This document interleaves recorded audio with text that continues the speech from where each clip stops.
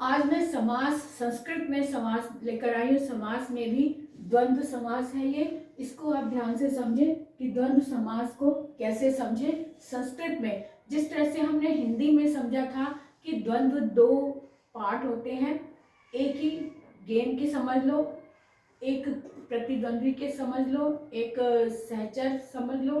द्वंद्व का मतलब है दो टीमें या दो वस्तुएं या दो व्यक्ति जो आमने सामने खड़े हैं, जो एक दूसरे का सामना कर रहे हैं या फिर साथ साथ चल रहे हैं या फिर एक दूसरे के विलोम है। तो इस तरह से आप समझ सकते हैं द्वंद्व समास। एक ये हाथ है और एक ये हाथ है ना, दोनों आमने सामने हैं। समझ लो कि ये दो व्यक्ति हैं जो आपस में बात कर रहे हैं या साथ साथ चल रहे हैं, पैनल में एक साथ साथ चल रहे हैं। जिस तरह से माता पिता एक परिवार में साथ साथ चल रहे हैं, है ना। एक दूसरे के विरोधी क्या है, विलोम क्या है, सुख और दुख। ये एक दूसरे के विलोम है और एक दूसरे के पूरक भी हैं। माता पिता भी एक दूसरे के पूरक हैं, सहचर हैं, साथ साथ चल रहे हैं। पति पत्नी सहचर हैं, साथ साथ चल रहे हैं और एक दूसरे के सामने भी हैं। इसी तरह से दुख सुख अगर कहें तो एक दूसरे का विलोम है, लेकिन साथ साथ एक आता है तो दूसरा एक दूसरे के बिना गुजारा नहीं है। सुख ही सुख रहेगा तो भी परेशान हो जाता व्यक्ति और दुख ही दुख रहेगा तो भी परेशान हो जाता व्यक्ति। तो धूप और छाया ये साथ साथ चलने वाले हैं, एक दूसरे के पूरक हैं, एक दूसरे के बिना अधूरे हैं, एक दूसरे के विलोम भी हैं। जहाँ ये दो बातें होती हैं, सहचर होना, साथ साथ चलना, एक दूसरे के विरोधी भी होना, एक दूसरे का विलोम होना और एक दूसरे का पूरक होना, ये सारी बातें जहाँ होती हैं वहाँ पर होता है द्वंद्व समास। और द्वंद्व समास को समझने के लिए हम हिंदी में सबसे पहले देखें कि इसको पूरक करने वाले इसमें दो पद है, एक पूर्व है और एक उत्तर पद है। पूर्व यानी पहले वाला और उत्तर यानी बाद वाला। तो पूर्व पद और उत्तर पद दोनों पद प्रधान होते हैं, दोनों पद प्रधान होते हैं, दोनों का अधिकार समान होता है, इसलिए इसे हम कहेंगे कि दोनों पद प्रधान होते हैं। और इसमें जो ये शब्द हैं, जैसे ये है, ये बीच वाले, इन दोनों के बीच में जो शब्द है ये इन दोनों को बराबर का हक दिलाने वाले ये शब्द हैं। और या, तथा, अथवा, है ना। तो इन दोनों को बराबर का हक दिलाने वाले ये संयोजक शब्द हैं जो दोनों को जोड़ते हैं। जैसे पति पत्नी है तो पति और पत्नी, या फिर सुख दुख है तो सुख या दुख, रात दिन है तो रात तथा दिन या रात और दिन। अब जैसे आकाश पाताल है तो आकाश या पाताल कह सकते हैं ना। तो इनमें से कोई भी एक शब्द जो है वो दोनों को पूरक बनाने वाला है, दोनों की बराबरी करवाने वाला है, दोनों को बराबर का हक दिलाने वाले ये शब्द हैं। अगर इनमें से कोई भी एक भी लग जाता है तो वो संयोजक शब्द बन जाता है। ये संयोजक शब्द दोनों को जोड़ने वाला है। अब आते हैं कि इनकी प्रधानता इसीलिए है कि ये वाले शब्द जो है इनको प्रधान बनाते हैं, बराबर का हक दिलाते हैं। अब इसको देखिए संस्कृत में इसको कैसे समझे। संस्कृत में समस्त पद और विग्रह पद यहाँ पे लिखा है। तो यानी कि समस्त पद में माता पितरौ को अगर हम समझे तो यहाँ पर यानी कि ये द्विवचन का है।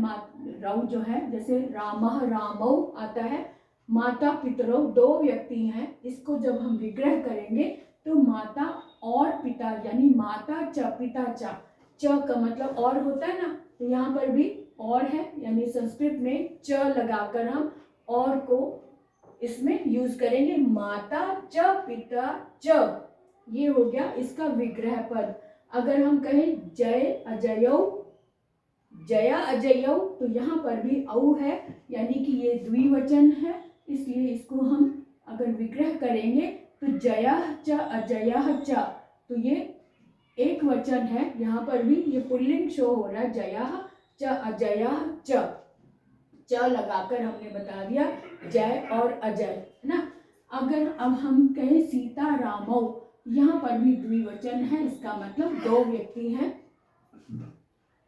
सीता च रामः च, है ना। सीता में विसर्ग नहीं लगा क्योंकि ये स्त्रीलिंग के प्रथमा विभक्ति के एक वचन में विसर्ग नहीं आता, चाहे कोई भी अकारांत, आकारांत हो, इकारांत हो, ईकारांत हो या उकारांत हो, स्त्रीलिंग में विसर्ग नहीं आता प्रथमा विभक्ति के एक वचन में। अब ये पुल्लिंग है इसलिए यहाँ पर विसर्ग आया, यहाँ पर विसर्ग नहीं है। इसको जो विग्रह किया तो सीता च रामः च, ठीक है। अब आगे दूसरा शब्द देखें, हरि हरऊ। हरि हरऊ में भी द्विवचन है, यानी कि यहाँ भी दो व्यक्ति हैं।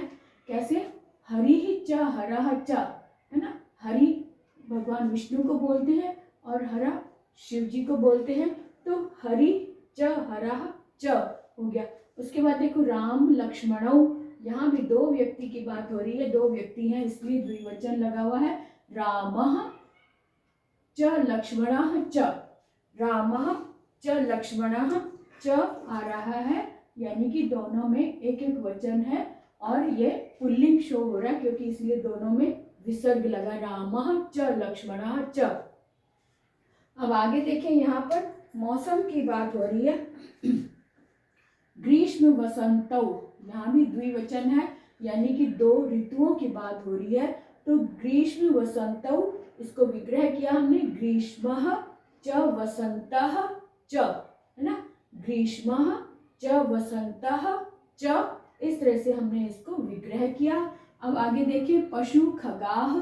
खगाह में बहुवचन लगा हुआ है क्योंकि ये एक जातिवाचक संज्ञा की ओर इशारा कर रहा है और जातिवाचक के शब्दों में हम एक वचन या द्विवचन की बात नहीं करते हैं, यहाँ पर बहुवचन की बात, क्योंकि सामान्य रूप से पशु और पक्षियों की बात हो रही है, इसलिए दोनों में हम बहुवचन लगा रहे हैं। यहाँ पे अंत में बहुवचन लगा है, इसका मतलब पशु में भी बहुवचन होगा।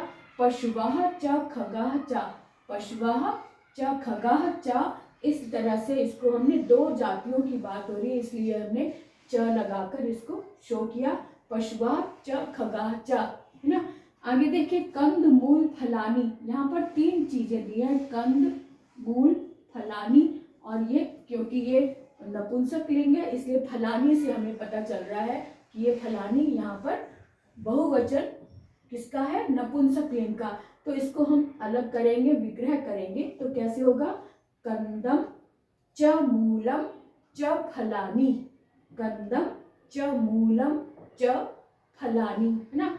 अब आगे देखिए, ग्रीष्म वसंत शिशिरः। अब यहाँ पे तीन ऋतुओं की बात हो रही है तो इसलिए यहाँ पर अंत में विसर्ग बहुवचन के साथ विसर्ग आया, या क्योंकि यहाँ पे बस बहुवचन की क्रिया लगी, बहुवचन का रूप लगा है। तो तीन चीजें, ग्रीष्म वसंत और शिशिर, हालांकि ऋतुएं तो एक एक ही होती है ना, तो ग्रीष्मः वसंतः च शिशिरः, तो तीनों को मिलाकर यह बहुवचन बन रहा है, इसलिए अंत में यहाँ पर बहुवचन आया है। जिस तरह से यहाँ पर कंदम मूलम च फलानी, यहाँ पर ग्रीष्मः वसंतः शिशिरः, तीनों को अलग किया तो और लगाकर हम इसे जोड़ते चले जाएंगे, ग्रीष्मः च वसंतः च शिशिरः च। अब आगे देखिए, पाणी पादम। पाणी मतलब हाथ और पादम मतलब पैर, तो पाणी पादम यानी पाणी च पादौ च, क्योंकि दो पैर और दो हाथ होते हैं इसलिए पाणी च पादौ च, हाथ और पैर, है ना। पाणी च पादौ च, यहाँ पर लगाकर हमने इसको विग्रह किया। अब आप इसको देख सकते हैं और उदाहरण आपके पास जो पुस्तक होगी उसमें से जितने भी उदाहरण द्वंद्व समास के हैं सबको सॉल्व कर डालो। अगर कोई एक शब्द भी आपको लगता है कि सॉल्व नहीं हो रहा या दुविधा है उसके बारे में, तो आप कमेंट करके बात कर सकते हैं, पूछ सकते हैं, आपको उत्तर देने का पूरा प्रयास होगा। तो आज हमने सीखा संस्कृत में समास के अंतर्गत द्वंद्व समास को कैसे पहचाने, उसमें च लगा होता है, विग्रह करते समय अगर च लगा है हर शब्द के पीछे तो समझो वो द्वंद्व समास है। और समस्त पद में दो वस्तुएं या तीन वस्तुएं इस तरह से दी जाती हैं जिसमें जिनका की समान अधिकार होता है। कोई भी एक वस्तु किसी से कम तर नहीं होती, सबका समान अधिकार जहाँ होता है और जिनको और च वगैरह से जोड़ा जाता है और जोड़कर च अक्षर से उनको समानता प्रदान की जाती है। तो समानता जहाँ प्रदान की गई है और वहाँ पर च आता है, ऐसे में द्वंद्व समास होता है। तो आप समझ गए होंगे, आप इसको बहुत अच्छे से समझ गए होंगे और इसके जितने भी उदाहरण हैं उनको आप हल करें तो और भी अभ्यास आपका जब पक्का हो जाएगा तो आप अच्छे से इसको पहचान लेंगे। जैसे ही शब्द